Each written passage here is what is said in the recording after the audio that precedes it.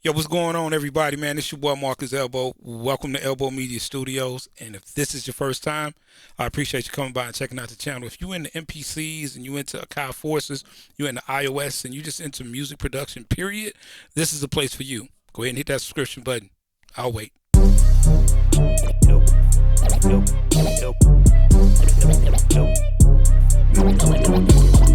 Elbow Media Studio.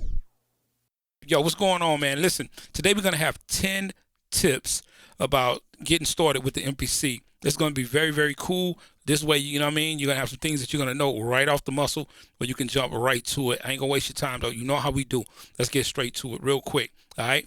First thing we're going to do is we're going to talk about project settings. That's going to be tip number one.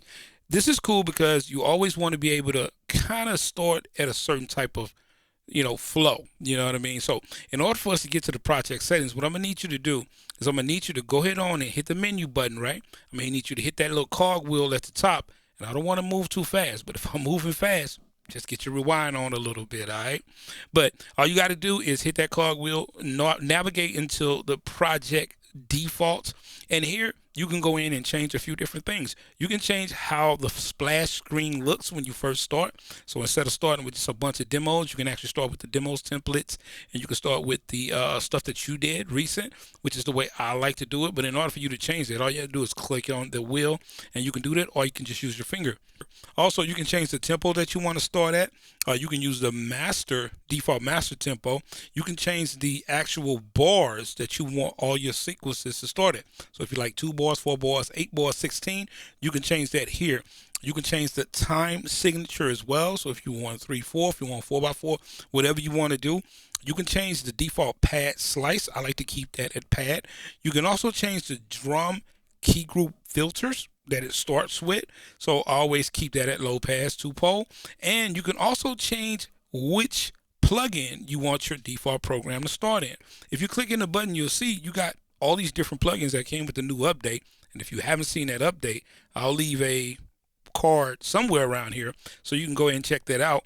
But you can start with Tube Center, you can start with Hype, whatever you want to. I like to start with Hype, so we'll just leave that there.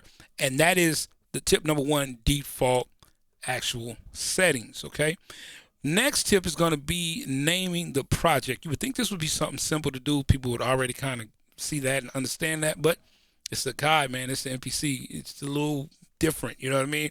In order for you to go ahead and name your project real quick, all you have to do is click on the name up here at the top, and then in order for you to name that, all you have to do is just save the file. So I'm not going to talk about this as a tip because this is a part of that tip.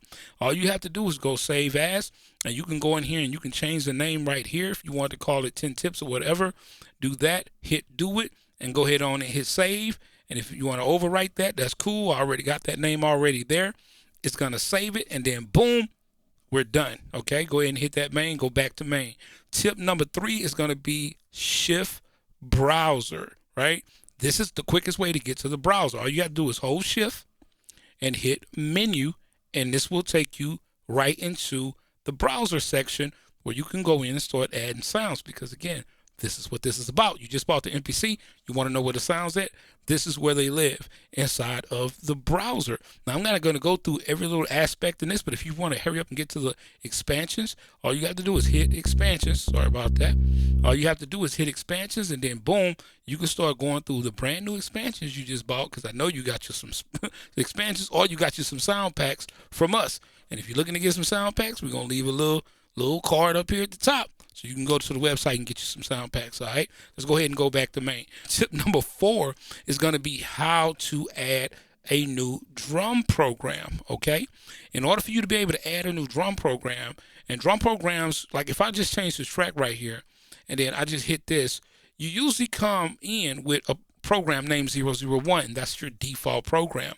That's okay, because sometimes, and most of the time, you don't need to really add a new one, because you have so many pads that you can work with for that program, up to 64 with 4 different groups. All you got to do is start bringing in all your samples, and you can start building your kit from right there. Okay, but let's just say you have a whole sample kit and you just want to make a bunch of drum programs. In order for you to add a new program, all you have to do is hit this little plus sign right here. And once you hit that, you can see it has a new drum pad. And if you want to name that new drum pad, all you have to do is hit this little pencil tool, right? Once you hit that pencil tool, you can just go up here at the top, and then you can name that whatever you like. You know what I mean? We'll just call it name for the sake of time. Okay. Then once you do that, hit the main, and then right there you have name. Okay. It's just that quick. Okay. Tip number 5 is going to be holding down the menu button to get to some very quick things inside of the menu. Menu button, menu items, okay? But if we push the menu button, let me show you kind of how this works. If you push the menu button, you'll see that you have all your options to where you can go. Sample edit, program edit, so forth and so on, even the browser. But let's just say you're in main and you don't really want to go through all that. You want to move fast. All you have to do is hold down the menu and hit the pad. You hit the pad here. That's going to be program edit. That's list. And that's going to be the browser. And you can just keep moving. That's the sampler. That's the looper. And that's going to be key groups. Mute groups and all that. That's the quickest way for you to move around if you want to use the pads instead of using the menu. And if you think about this, everything that's aligned here is aligned here on the pad. So all you got to do is hold down the menu and hit the corresponding row in which that's where that's going to live, just like sample lives here. So if I go here in the whole menu and I hit this button, that's going to be my sample edit. Okay, just that simple. Tip number 6 is going to be drum explode. Now this is pretty dope because let's just say you have a track or whatever on track 1 and you did all of your tracks on that one, or all of your pads and all of your sounds are on that one pad, right? Let's go ahead and unmute that real quick. Right, everything is here, so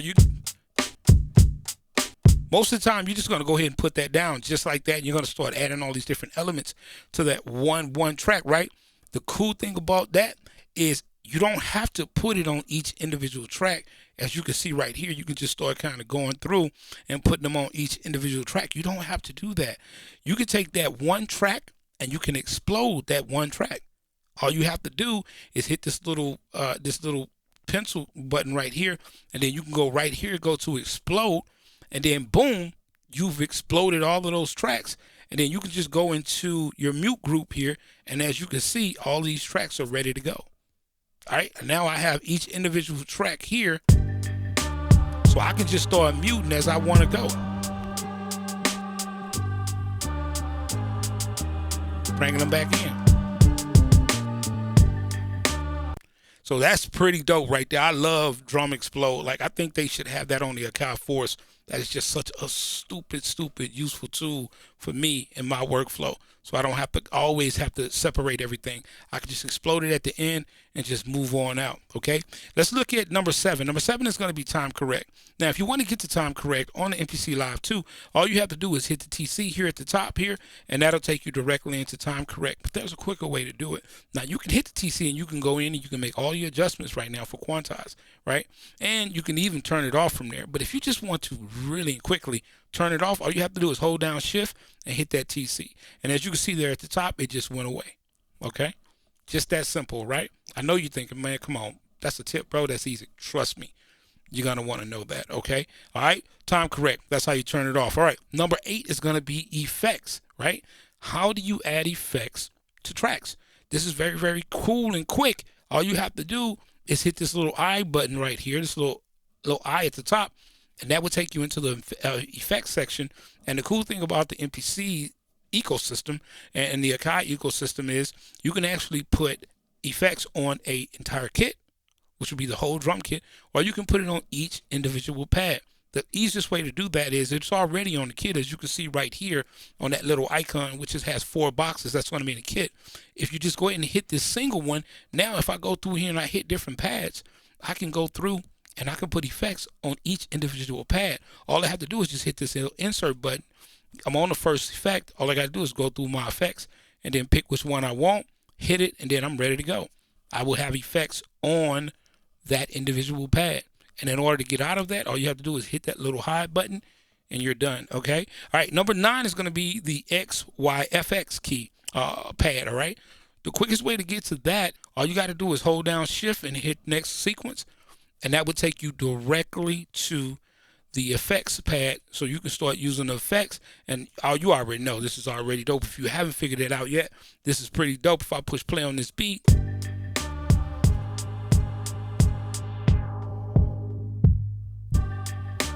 go in and you can start doing all your 404 effects and stuff like that. If you hit the setup button, you can go in and you can change some effects here.